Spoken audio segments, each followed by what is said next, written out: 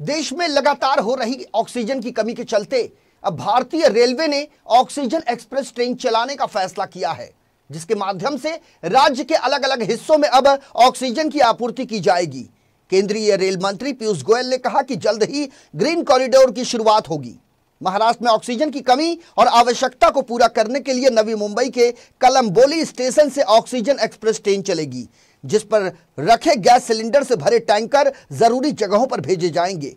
केंद्रीय रेल मंत्री ने आश्वस्त किया कि ऑक्सीजन ट्रेन पर टैंकर लोड करने के लिए जो प्लेटफॉर्म की आवश्यकता होती है, उसका काम 48 घंटों में पूरा कर लिया जाएगा।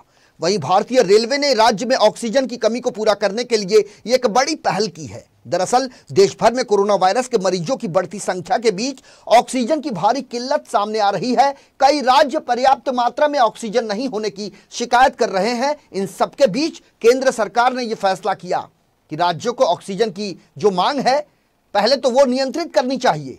उसके बाद जब भी उन्हें आवश्यकता पड़ेगी, केंद्र सरकार उनके साथ खड़ी रहेगी। केंद्रीय रेल मंत्री पीयूष गोयल ने जोर देते हुए कहा कि कोरोना वायरस पर नियंत्रण रखना राज्य सरकारों की जिम्मेदारी है। हालांकि ऑक्सीजन की आपूर्ति उन्हें जल्द ही की जाएगी। केंद्र सरकार ग्रीन कॉरिडोर बनाकर राज्यों में ऑक्सीजन की सप्लाई करेगी। उन्होंने कहा कि महाराष्ट्र में जीवन रक्षक उपकरण ऑक्सीजन की भारी मांग है। सरकार वहां आपूर्ति करने के लिए ग्रीन कॉरिडोर बनाने की तैयारी में है।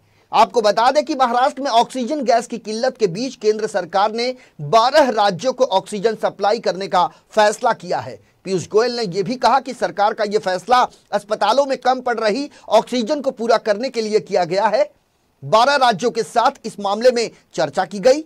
अलग अलग राज्यों में 6177 मैट्रिक टन ऑक्सीजन की सप्लाई शुरू होगी।